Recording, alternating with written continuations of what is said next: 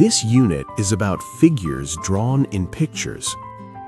What is the difference between a picture and a figure? In everyday life, even a triangle can be called a picture. But in mathematics, the two are kept quite separate. A picture is about feelings and atmosphere, and our mind focuses on what was drawn. On the other hand, a figure is about what shape it is.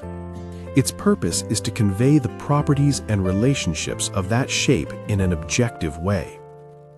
In short, a picture invites interpretation, but a figure needs everyone to understand the same properties.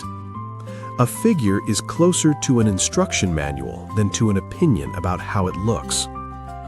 Let us think about nature. A mountain can be green or brown, but geometry does not care much about its color. Geometry looks at where it is, what shape it has, and how big it is. Like the bends of a river, the veins of a leaf, or the hexagons of a beehive, when we begin to write down the motifs before our eyes in the language of shape, nature moves from something we simply observe to something we truly understand. It is hard to leave out Euclid when we talk about the person who built the system of figures we study today. Euclid's Elements is a book that explains figures by starting from definitions and axioms and moving through proofs, forming a basic framework. That is why the modern geometry units naturally follow this flow. Euclid defined point, line, and plane in this way. A point has no part. In other words, it cannot be divided any further, and it has only position. A line is length without width. That is, we can think of a line as the trace left by a moving point. A plane has length and width. We can think of it as the trace left when a line moves sideways. From here on, we move away from what something is and toward what something can do. The axioms of elements are exactly such sentences. An axiom is a promise we start with without proof. For example, they include things like these. From any point, a straight line can be drawn to any other point. With any center and any radius, a circle can be drawn. All right angles are equal to one another. Even without proof, they make us nod and say, yes, that is true. On top of these promises, we carefully build up the properties of triangles and quadrilaterals. The reason that the study of figures begins with drawing motifs as pictures also lies here.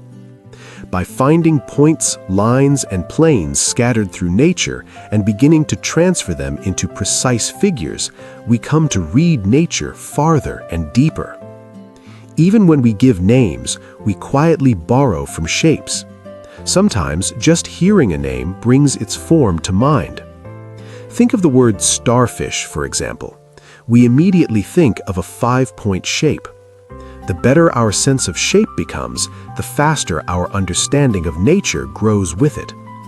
That is why knowing figures is just as important as drawing figures accurately. The people of ancient Greece, using only a ruler without markings and a compass, created an astonishing number of figures. Geometric construction was at the same time a field of study, a culture, and a game. Connecting 2 points, drawing a circle, and transferring a length, these simple rules made mathematics strong. When these traditional construction rules meet artificial intelligence today, another door opens. Arrangements and transformations that designers or architects used to work on for hours can now be done by artificial intelligence in just a few minutes. Still, an important question remains. What rules will we put in, and how far can we imagine how the figures will change? As calculation becomes faster, what becomes clearer is creativity. Creativity is the power to imagine changes in shape and to propose forms that do not yet exist. Is there a motif that you saw today that you would like to turn into a figure?